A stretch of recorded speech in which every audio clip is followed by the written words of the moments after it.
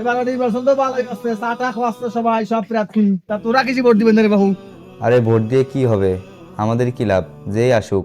আমি তো ভাবছি এবার ভোটই দিবা যাব না। এমনটা বলা ঠিক না ভাইজেদ ভাই।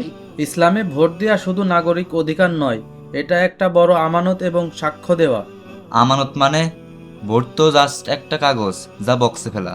না ভাই, আপনি যখন কাউকে ভোট দিচ্ছেন তার মানে সাক্ষ্য দিচ্ছেন যে এই লোকটা এই পদের জন্য যোগ্য এবং সৎ। কোরআন ও হাদিসে মিথ্যা সাক্ষ্য দেওয়া যেমন পাপ, তেমনি সত্য সাক্ষ্য গোপন করা গুনাহের কাজ।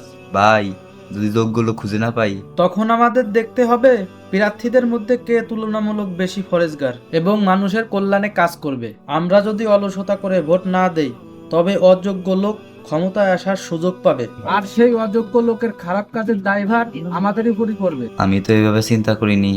আমি তো ভেবেছিলাম এটা শুধু দুনিয়া বিকাশ। একদম না। নবীজি সাল্লাল্লাহু আলাইহি ওয়াসাল্লাম বলেছেন, তোমাদের প্রত্যেকেই একজন রাখাল বা দায়িত্বশীল, আর প্রত্যেককেই তার দায়িত্ব সম্পর্কে জিজ্ঞাসাবাদ করা হবে। আমাদের একটি ভোট একজন সৎ মানুষকে দেশ গড়ার সুযোগ করে দিতে পারে। বুঝতে পেরেছি ইমরান ভাই। ইনশাল্লাহ আমি কাল সকালবেলায় যাব। আল্লাহ তাআলার কাছে জবাবদিহিতার ভয় রেখে আমি কাল সঠিক ব্যক্তিকে বেছে নেব। আলহামদুলিল্লাহ, এটাই হওয়া উচিত একজন মুমিনের কাজ।